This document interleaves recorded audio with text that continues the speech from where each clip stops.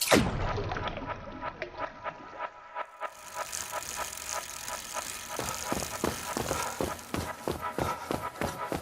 everybody, welcome back to Endure, the Athlete's Story. Today's episode, we have Danny Quigley back on the show. We spoke to Danny in episode 3 earlier in the year, and Danny told us all about his plans to complete 10 Ironman in 10 days in memory of his father who passed away 10 years ago. So just a couple of weeks ago, Danny absolutely smashed this challenge. He completed 10 Ironman in 10 days and he flew through it at a phenomenal speed and effort. And in this episode, we hear all about it. We hear about his preparation.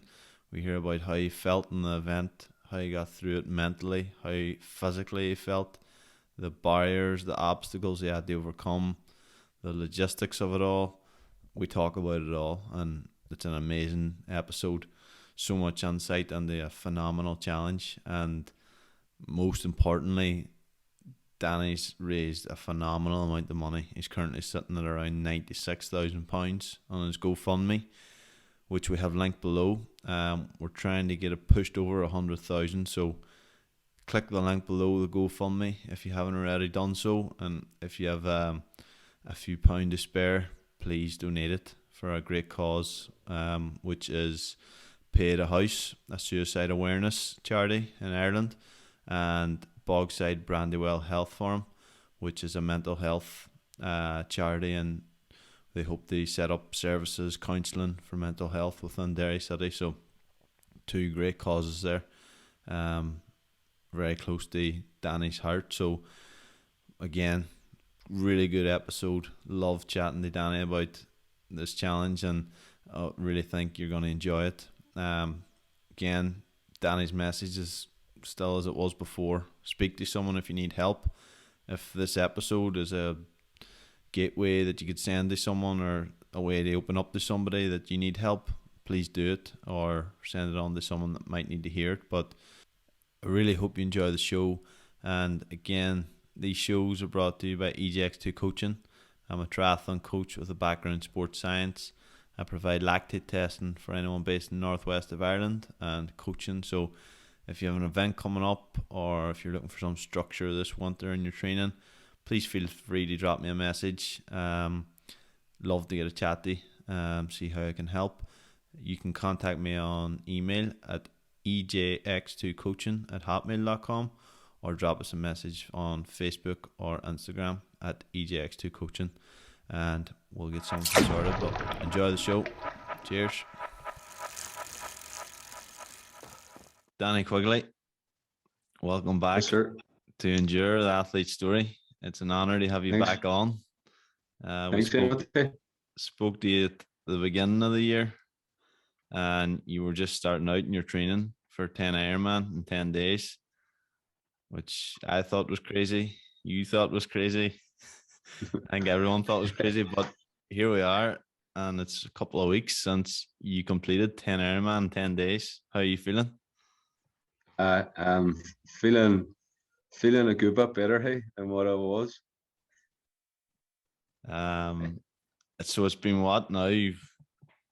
3 weeks past that you completed. It's just coming up now. Just shy of a month, hey, since it's all over. And how has the recovery been? What do you feel like on the Monday after completing 10 Ironman in 10 days? I can't even imagine what it'll be like. Hey, it was a relief to have it finished, but it was weird as well. It was like I was like expecting to just be going to the pool again, but I got a wee lie-in. It was you know what? It was just the Monday was a real come down, I think, and even just trying to get to sleep on the Monday was hard work. You know, trying to fall asleep. It took me sort of like 2 days for my body to adjust and sort of realize, here, you need to catch up on a lot of sleep. Yeah. Like took 2 days after. And mad. physically, was the body just in bits? Like, is everything sore, or had that kind of happened earlier on the event and that was kind of wasn't as bad then? Or Uh, you know what? Hey, like whenever I finished, my body, I was supposed to sort of like try and wind down on the training. yeah, You know, like they sort of make sure I don't just crash. But mm, the next day, I couldn't move. Hey, I like I just lay in bed the whole day, and I think I didn't do nothing until about, I'd say, a week later, until I did anything, and mm. it was just weird. Hey, just doing nothing for a week. I suppose when you were in them 10 days and you were that deep in it, that deep invested in it physically and mentally, all the months and essentially years training you've put in for it, it must have felt like it's all you knew, them 10 days. So then when, as you say, in the Monday, you didn't have to go it up and go to the pool and start another Ironman, it must have felt like, what do I do now? Uh, there was definitely a bit of that happening. Um, but no, whenever that first, it took me about 10 days before I even felt in the form for like doing any sort of Mm-hmm. anything at all. But nah, you know what? It was just crazy because like I wanted to keep moving, but my body was just like just in no Mm-hmm. shape or no form. They move like it Yeah. was it was weird. And then like after the first 10 days, I decided to go to run. We Seamus, and like only did uh only did like half an hour with him, and like my heart and lungs, my engine was grand, but my body was just like it just didn't feel right. Yeah. It just felt like serious. Like you know the way you sort of get them like DOMs after like 2 or 3 days of like a really hard session. Yeah. It it felt like I was just running, and normally they go away after you warm up. Mm-hmm. It was as if I had them DOMs and it just stayed with me the whole half an hour. Mm. So it was a weird old feeling. Like it didn't like I felt good, heart and lungs, cardiovascularly, but Mm-hmm. I just felt my body just wasn't good. Like Mm. And what about now, 3.5 weeks on? How's the body feeling? uh, you know what? Hey, I've had no interest. I haven't been on the bike. I haven't been in the water. I haven't done. I've done 2 runs or something, but I sort of decided whenever I finished that I'm gonna just take it easy, and I'm gonna like put the feet up and start doing like few wee sort of training sessions that I like. So I went back to playing a bit of basketball there with the basketball boys, Mm. and like nah, just sort of doing stuff now that I really enjoy. Yeah. And you couldn't do, I suppose, in the lead up to Yeah, the 10-10. we like too much of a risk of injury and too much of a risk of just going over my ankle or Mm-hmm. breaking a thumb or something playing Yeah. basketball. But no, as soon as I finished, I knew I wanted to get back into a wee bit of basketball. So I've been farting about. Like I haven't been doing absolutely nothing, Yeah. but I haven't been doing like I haven't been jumping around doing everything either. Like no, Mm-hmm. it's just sort of uh, dabbling in a wee bit of sports. Good stuff. Let the body recover.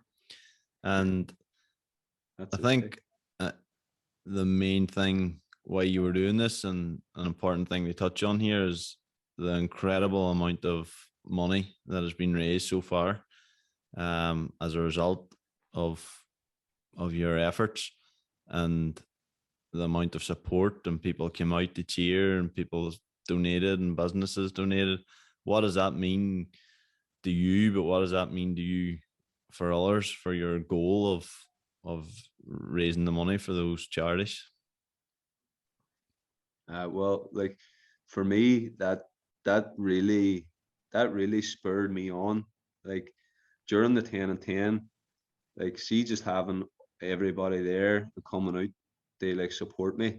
That even though I was so tired and I wasn't really taking it in, I was just like, get me to my bed like every day. But whenever I seen them there, it made it worthwhile. Like, no, it made you think like, oh, you're not just doing it for nothing, and nobody's actually like Yeah. taking me on.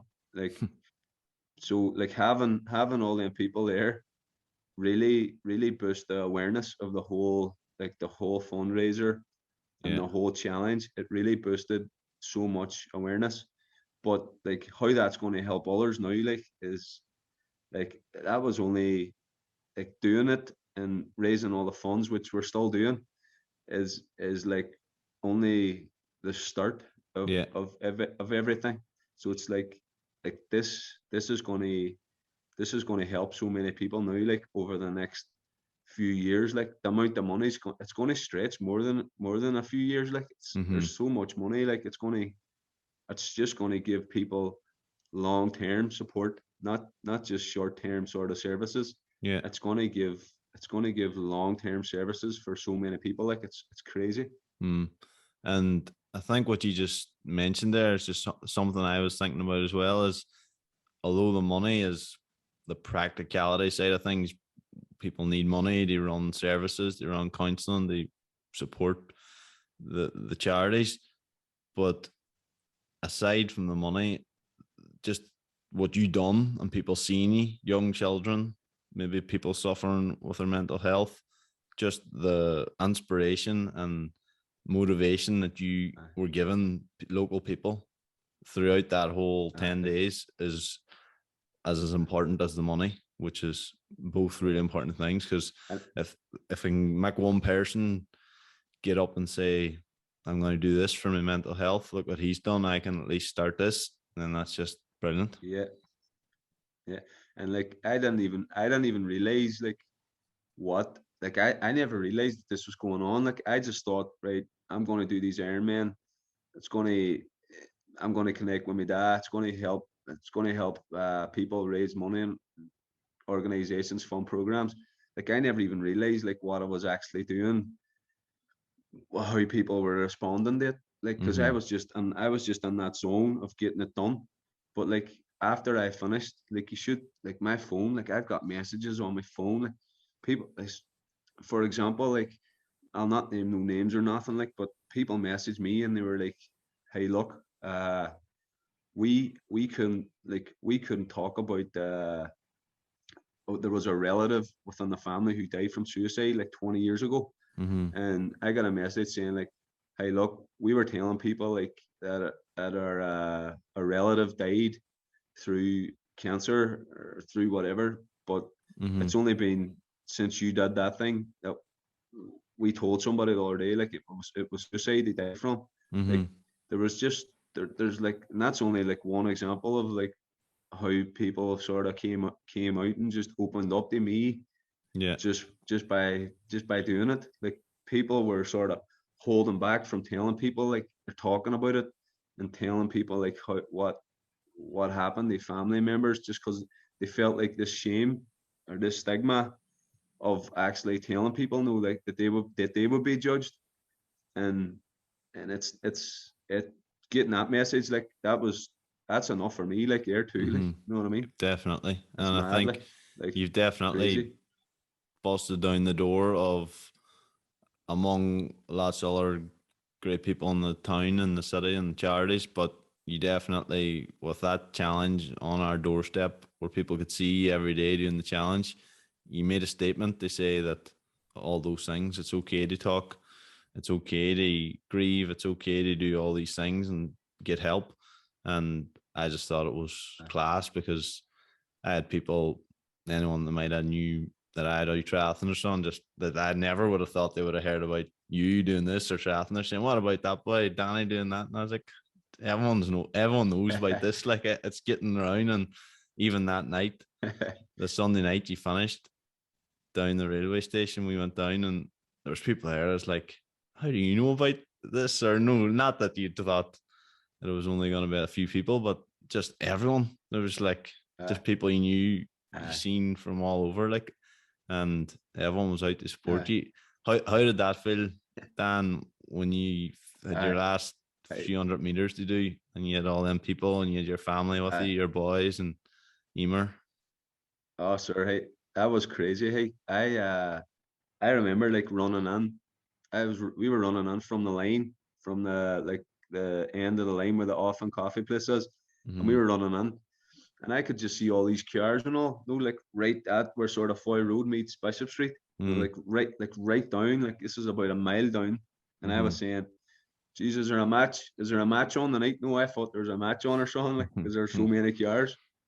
And then as I got closer, I could just see like the crowds, and I was saying, "Nah, this is crazy here."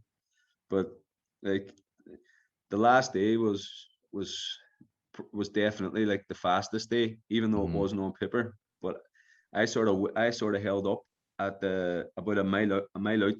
They changed from my running gear, and they Mm-hmm. like the suicide prevention T-shirt, no, just for the photographs. Mm-hmm. And then I was saying to all the boys, like, no, is it okay if I hang back and get the two boys and I run on with the two boys myself and Emer? So like we we waited for like 10 minutes to get the t-shirt, and 10 minutes like, and my clock was still running, Mm-hmm. and we were just sort of, I was just saying like, what's going on here, boys? There's so many people, it's crazy. It was brilliant. Brilliant scenes to see carrying the wee boy and your other boy walking with you and Emer, and just crossing the line.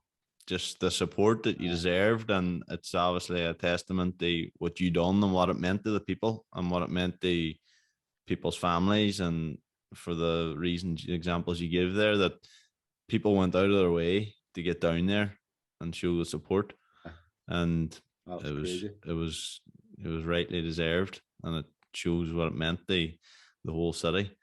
What uh, is the fundraiser sitting at the minute, Dan? so like the GoFundMe is sitting at 95 grand, which is Mm-hmm. crazy, Unbelievable. absolutely crazy.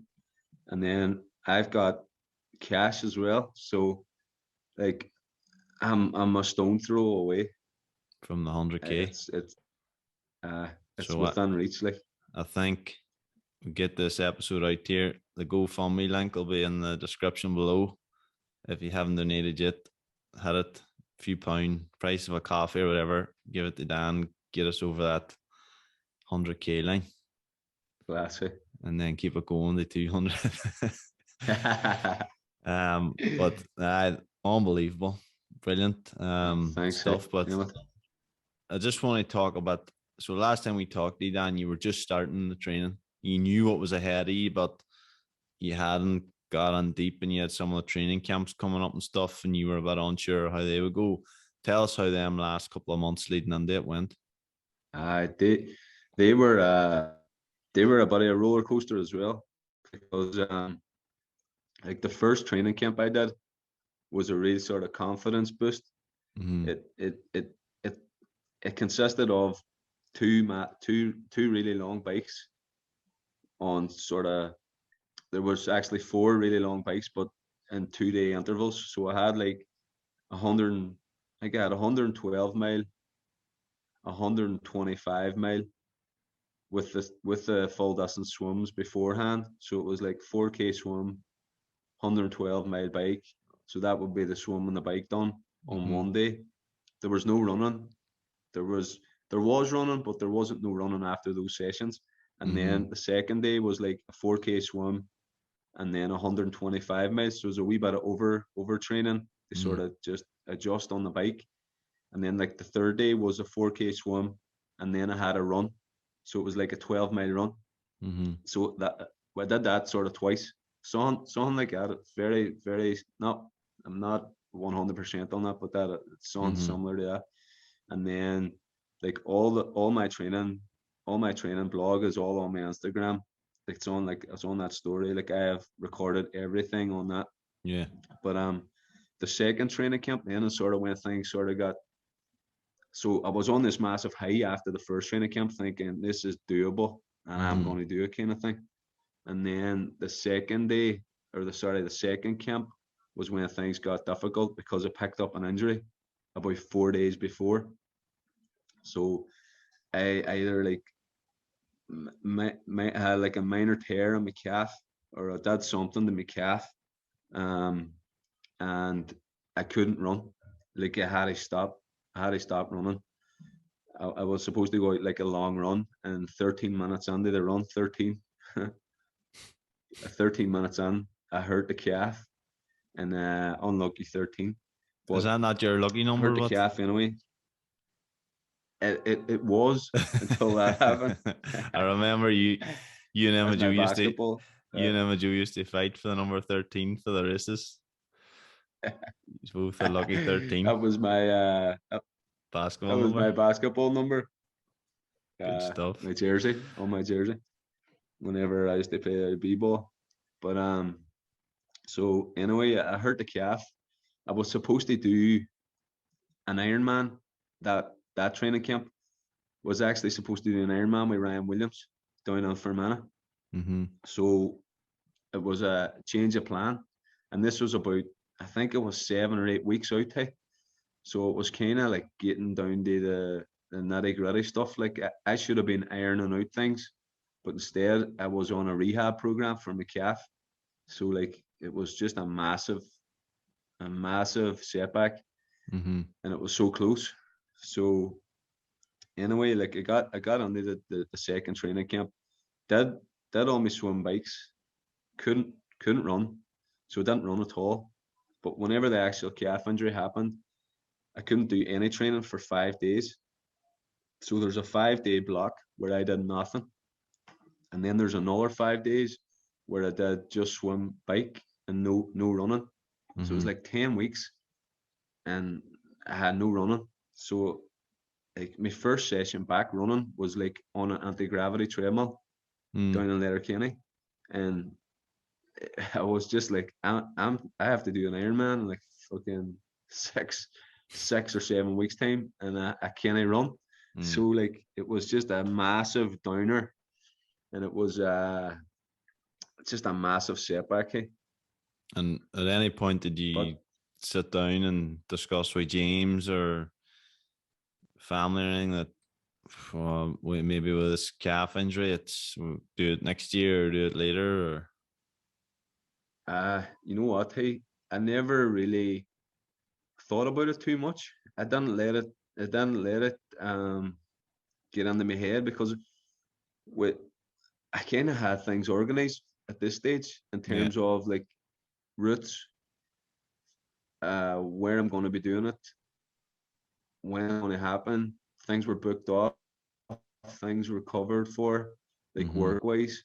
Yeah. Um, Anything was just geared towards the 20th. That was it. I'd announced it, and that was going to be it. So it Mm-hmm. was like, right, well, what can I do now?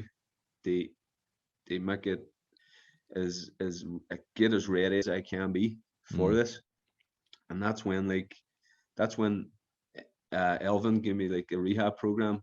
Elvin, me, James all sat down together, like, and we were sort of knocking things around, like what sort of runs are we going to do? And Elvin came up with like a rehab program for me, Mm-hmm. runways. So it started off with anti-gravity treadmill and stuff, and then it was like wee minute runs. So I was doing like 3 minute intervals or something. So doing like 3 minutes of running, 3 minutes of walking, and like we bulked it up over like 6 weeks. And like the most I ran then before I did the first Ironman was 19 mile with a wee break, and then I like walked a 5K then that evening. Mm. So I did like 22 mile in one day, and that was the most I've ever covered runways, Mm-hmm. walk runways, and that was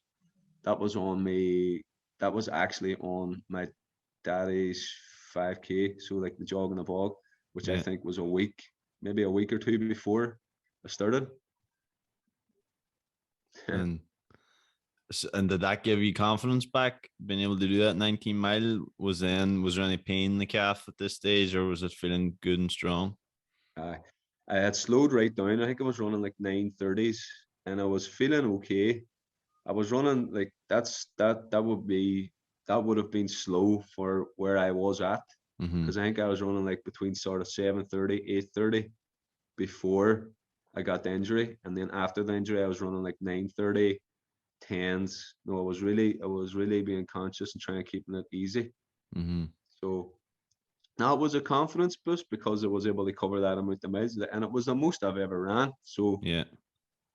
no, it's I wasn't feeling the best, but I was running more than I ever had. So it was a bit of both, you know. Mm-hmm. So then that final week, I'm sure, was just sorting things out, recovering as much as you can, and Uh, like the final week was just, it just went so fast. I did I think I did like up until 3 days out, I was still training. I was taking over. It was like I was on a taper, like, mm-hmm. but it was very, very, very relaxed. I was calm, but I was excited about getting started.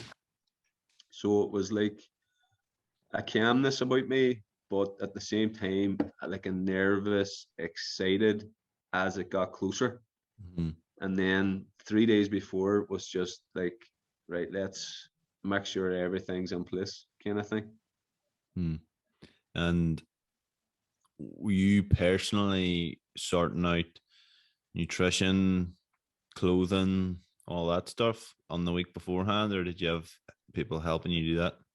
So there were so many people, hey, involved. Like the team I had around me was massive.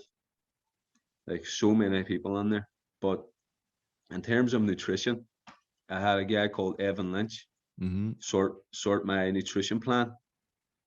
He came up with my like nutrition for the 10 days, and then Johnny Heaney was the guy who sort of prepared it. So he delivered like 4 meals the first 4 days, and then on like the fourth day he brought me like an R4, and then he brought me an R2. So it was Mm-hmm. like he was them two together were sort of sorting out the meals, and then like I just had a sort of trial it and trial and error. Mm-hmm. Like the first 4 days was a combination of trial and error and figuring out what worked for me. Because even though that all the nutrition and stuff was working for me during training, this was just completely different. Things Mm-hmm. My body wasn't working the way it was. It was so mad. Hey, it was crazy like how the body changed during the actual event compared to if I was just training.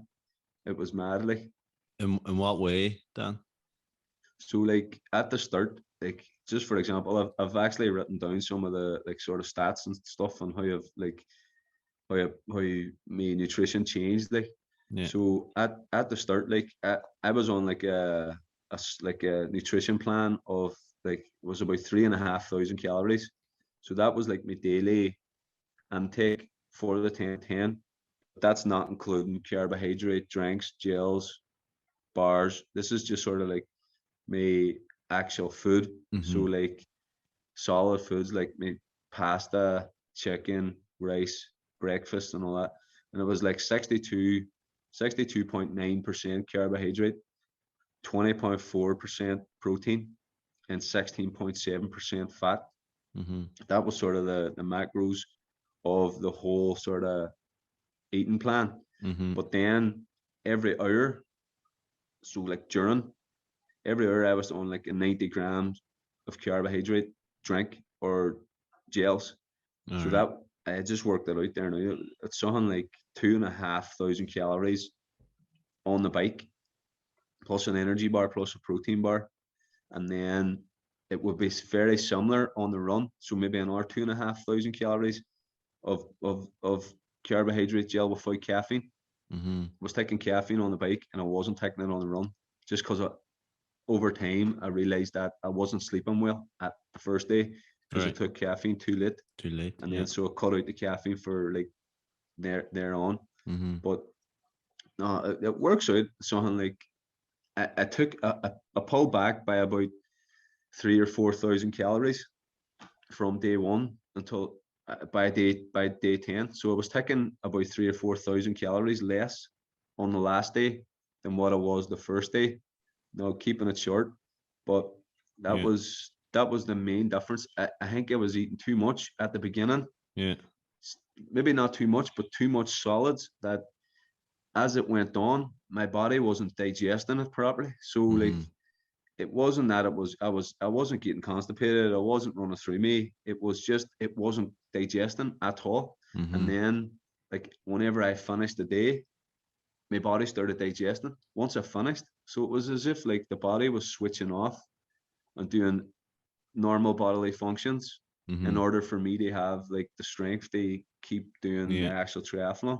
Yeah. So it was crazy. It's interesting, like It a was mad. Like, survival mode almost. Like it's not essential to digest aye, this food, but I need legs and arms, so just put all the energy there. aye, But it's funny aye. that you actually went down, reduced your calories, but then that you would nearly think that like you were getting more tired and more depleted that you would need to up them. But was that just your own, obviously maybe chatting with James and Evan and stuff, Well, but was it more your own like, oh, this I don't need as much, I feel okay?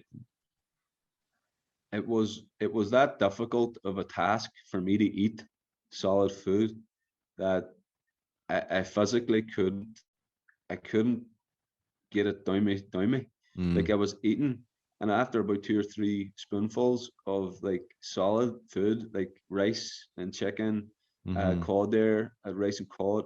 After about three or four spoonfuls, it was getting to the stage where I was feeling full up. mm, So it was too difficult for me to get the required sort of food in me through mm-hmm. solids.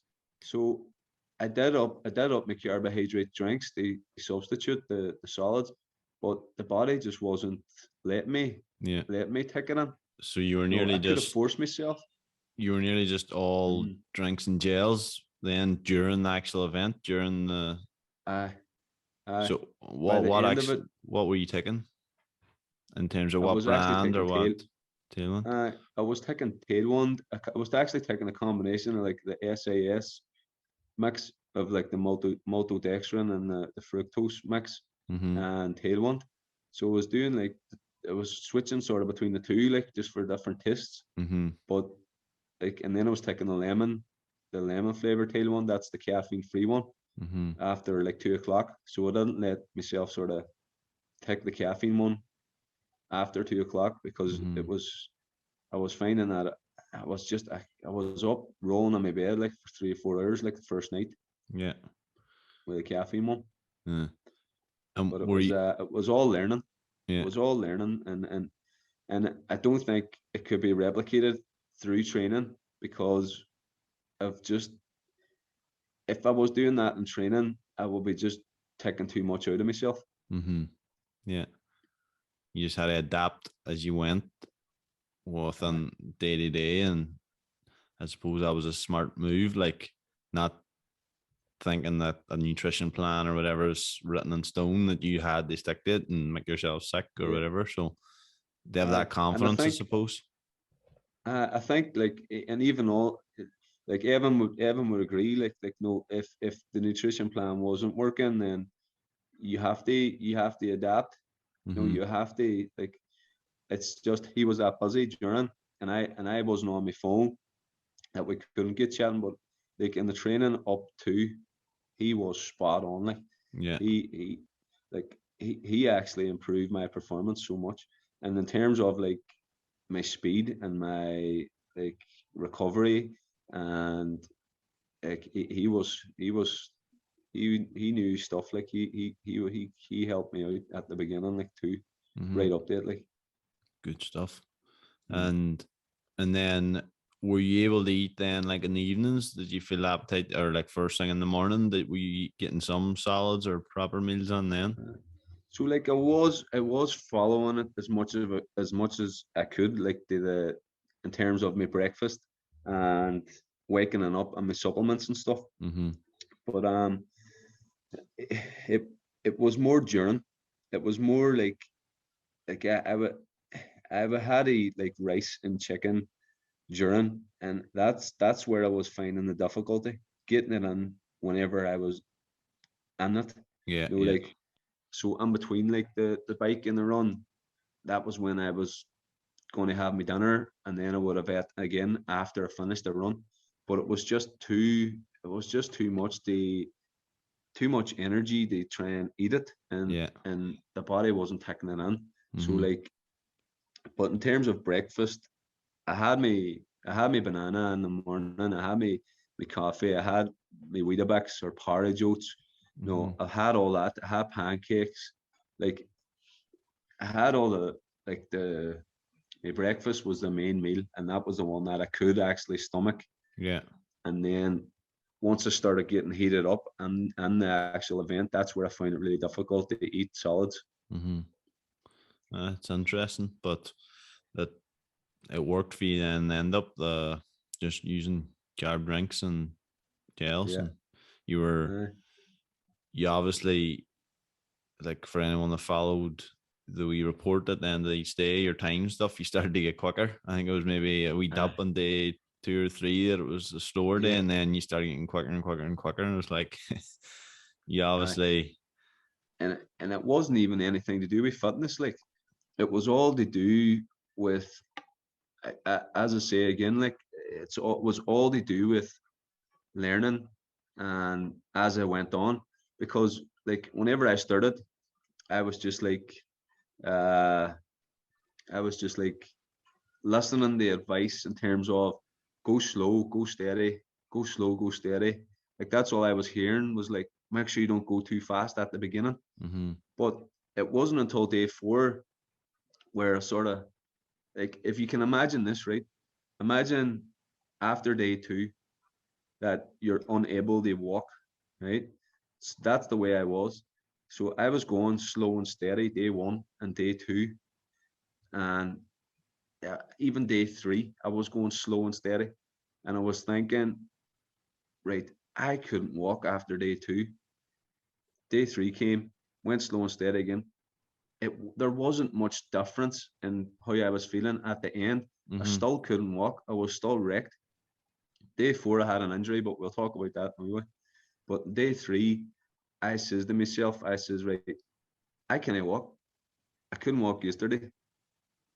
I'm going to go harder tomorrow because I already can't walk. So how's it going to get any worse? No, how can it get worse than not being able to move anyway? So like it just says, right, I'm not going to go as slow, and if I go a wee bit faster, I'm not going to be able to walk anyway. So, but I'll get a wee bit extra time on my bed. So it was like that was where the whole sort of he's getting faster came from. It Mm-hmm. wasn't the fact that I got fitter.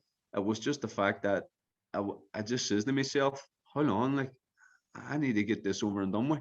And Right. it was like it was more just it was totally a mental decision to go faster for the sake of an extra hour in bed. Yeah. It wasn't that I was getting become fitter or no, because like as I says at the start, like I will if I was racing, I will be looking for a good time. Yeah. I still wasn't anywhere near those racing times. No. So Yeah. like I knew you could do it faster, but it was always a thinking in the back of your head. You're like, but you have to do it tomorrow. Don't go too fast. Do Mm-hmm. you know what I mean?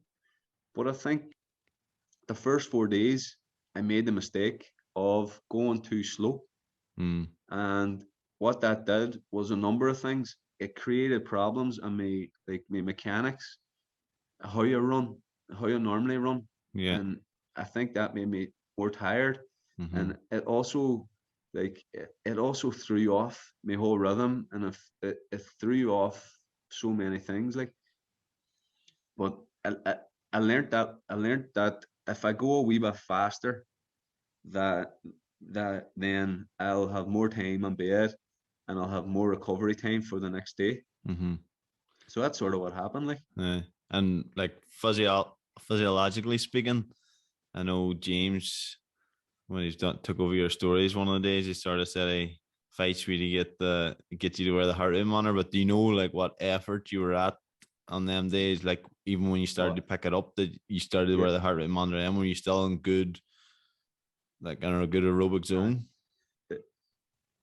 like the day, like as I say, like I wasn't under any pressure, heart and lungs, cardiovascularly. I wasn't under any pressure any of the days.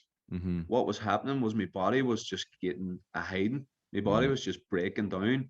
But like the days I wore the heart rate monitor, I was sitting at around 140 heart rate on the run. I didn't want to go over that on the run. On Mm-hmm. the bike, it was about 20 or 30 beats left. So Yeah, I you weren't wasn't pushing actually hard. under any stress. I wasn't pushing hard, but my body was just breaking down. Mm-hmm. So like I stopped wearing the heart rate monitor because the heart rate monitor was actually scourging me.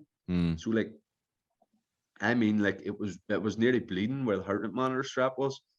But I had to take it off because and this was the heart rate monitor was covered in Vaseline like and Mm. it was still like scourging the shit out of me, hey. So I had to take it off, hey. Yeah. And It was mad. so you were like your fitness had just carried you that much that you weren't pushing hard because some of the speeds or some of the times you seen on Strava and that's like jeepers, I wonder if I'm pushing on too hard here or whatever. But obviously, Uh, judging by your heart rates and your perceived effort, you were just comfortable, yeah. but going well. And don't get me wrong as well. Like, no, I had a good grip on the bike. Yeah. Like, as the days went on the bikes, there was more people coming out. So, like, I was doing less work and going faster as well, just by the simple fact that I was getting a draft. I Mm-hmm. was I was saving energy wherever I could, Yeah. and as much energy as I could. So, like, Mm-hmm. it was just like in terms of like saving energy, any opportunity that I had to save energy, I was saving it. Like, Mm-hmm. as long as I was covering the distance, that was my goal. And if I could save energy by sitting in a group of like I always try to stay around 3 or 4 back, so I was getting the most benefit of a group. Yeah. But no, the bigger groups on the bike really helped me out, like Mm-hmm. And even from a definitely. mental perspective, just chatting to people and hearing people chat around you, did that help just carry up Uh, and down that road? you know what? Hey, I was that tired, Emmett, that like see chatting to people. It was just, It was it was like it was like a maths equation. See if somebody like asked me a question, it was like right. I got asked a question. What trying to figure out what they had actually asked me was like trying to work out maths.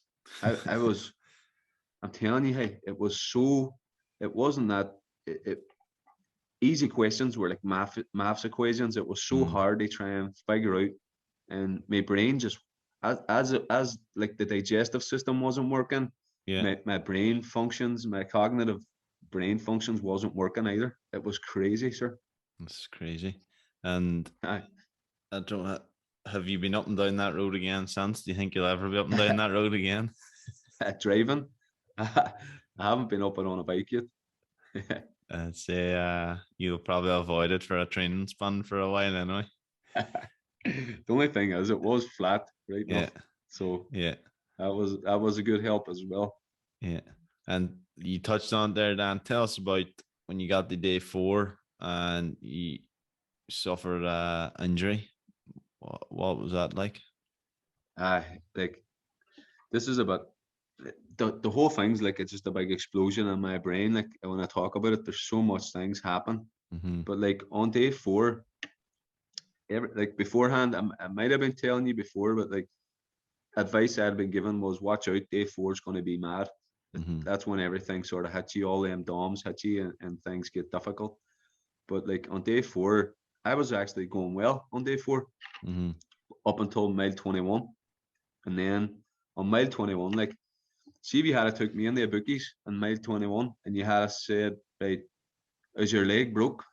I'd have bet my house on my leg being broke. Like, I would have bet my house on it as well. It's definitely it's definitely fractured or something. There's something wrong with my shin. It was like Mm-hmm. my left shin, and it was like the the worst pain.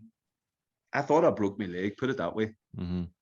Um, I ran through sort of 2 mile with this just crazy pain on my left shin, and then it got to the stage then where I just couldn't run anymore.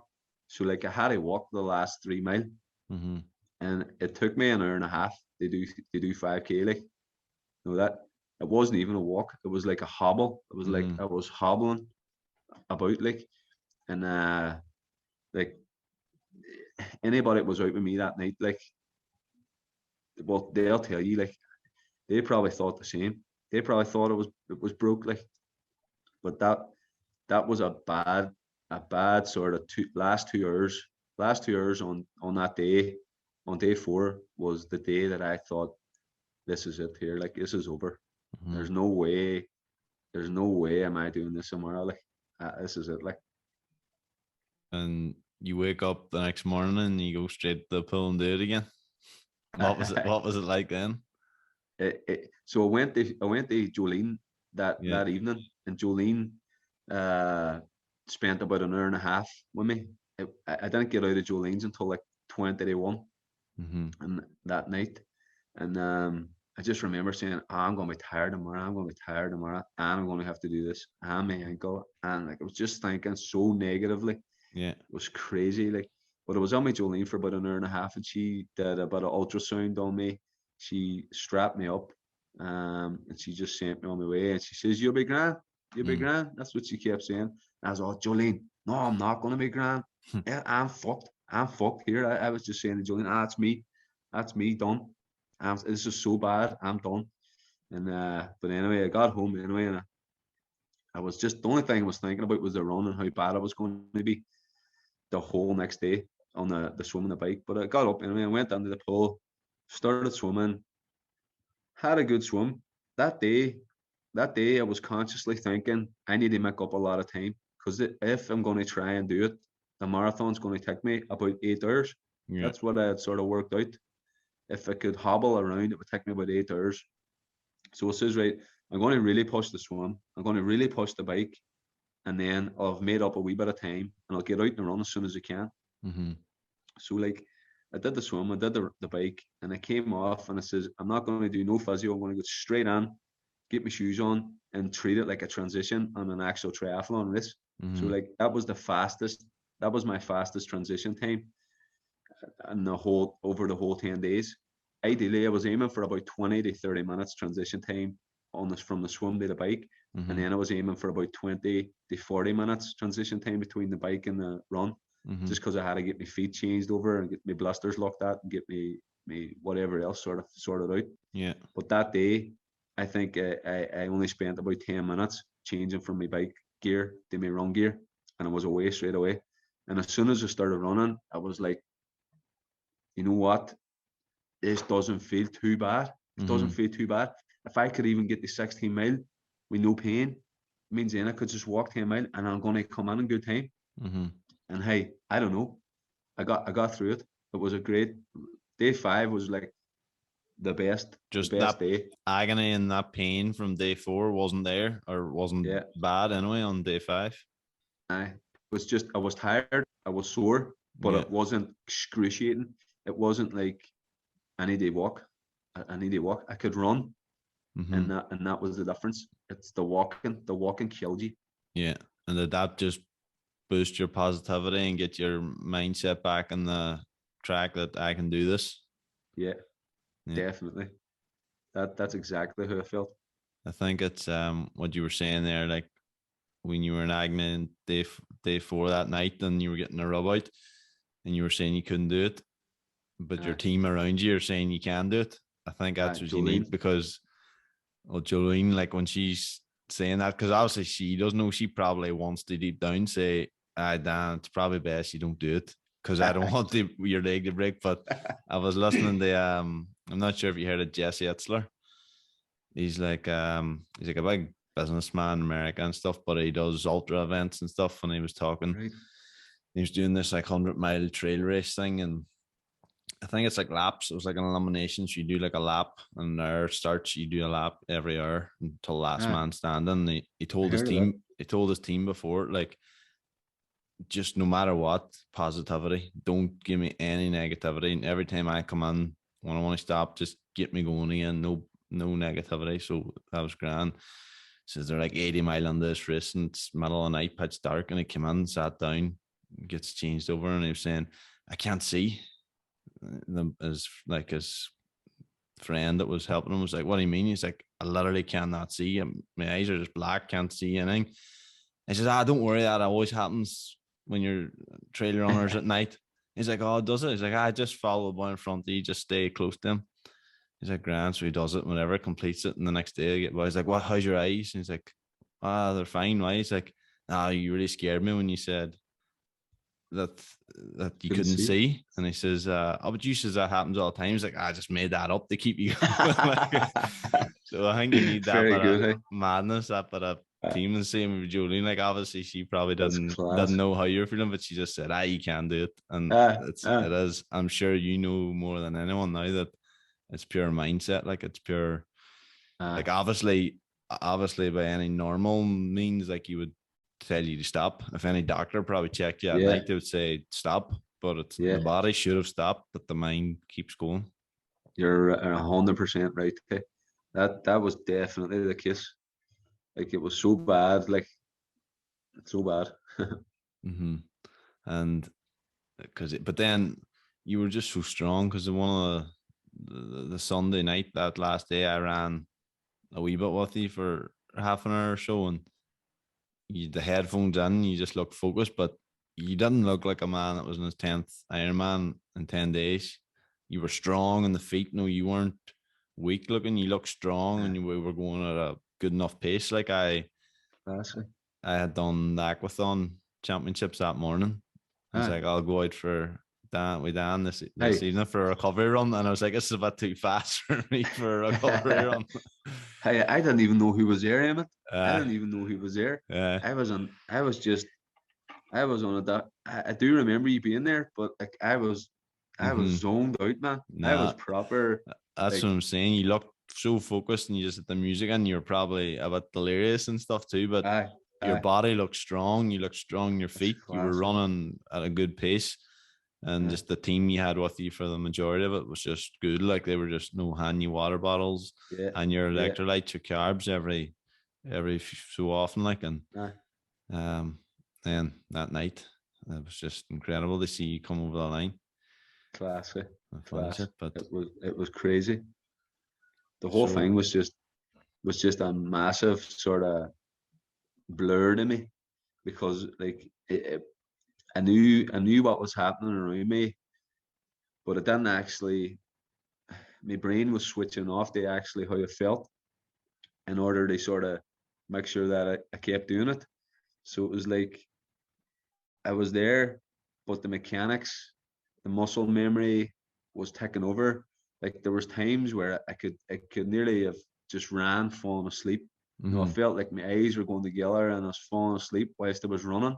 But my technique just felt really smooth and really like my technique felt really good, but my mind and my tiredness was just taking over. So like, if I had to lay down on the middle of the floor, like on the ground, I'd have fell asleep, like, no question about it. Like, if I had tried to fall asleep, I'd have fallen asleep in like 2 minutes in the middle of the road. Like, it's mad. It's crazy. And how often, Dan, did you have to think about your daddy and calling him for help and support to get through it?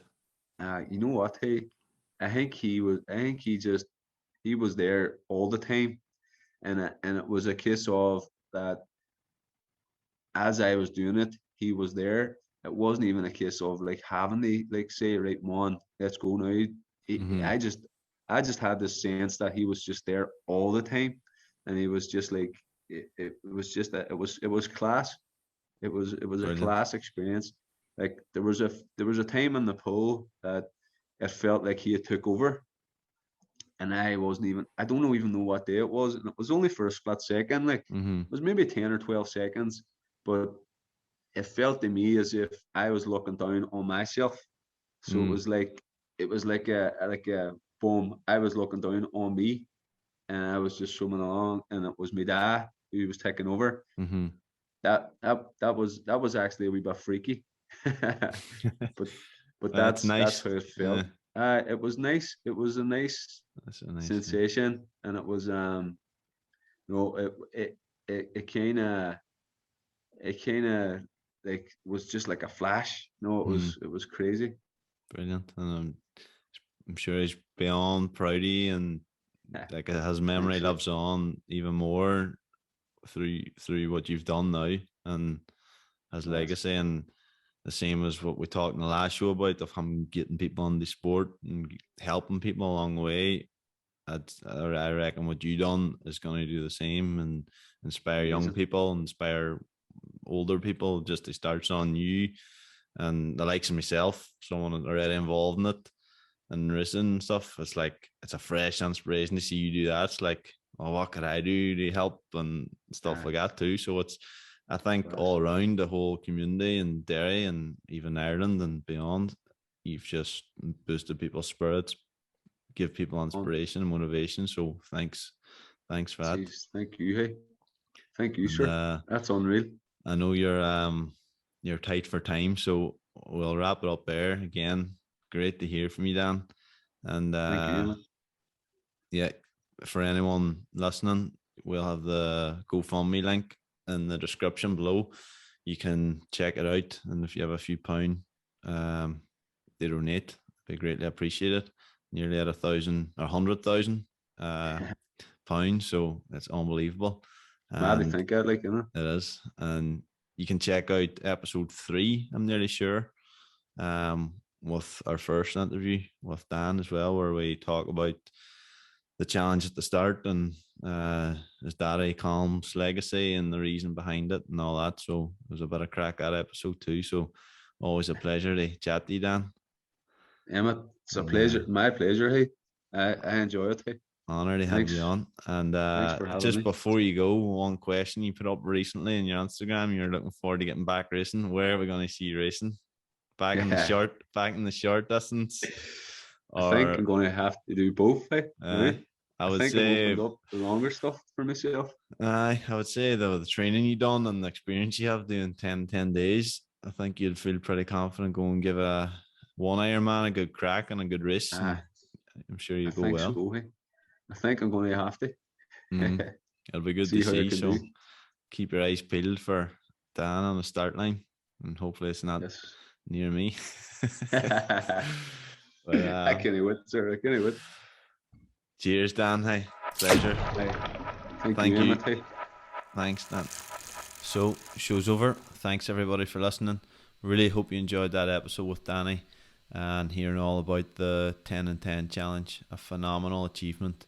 And again, the fundraiser, the link for the GoFundMe is below. Please, please, please, if you can, spare a few pound and donate. The money is going to much needed suicide awareness and mental health charities locally. So please, if you can do that, that'd be amazing. If you enjoyed the show, please share it on. Please give us a review on whatever podcast app you're listening on. That'll mean a lot and helps other people find the show. And share it on with friends and give us some feedback. Let us know what you think. So until next time, see ya.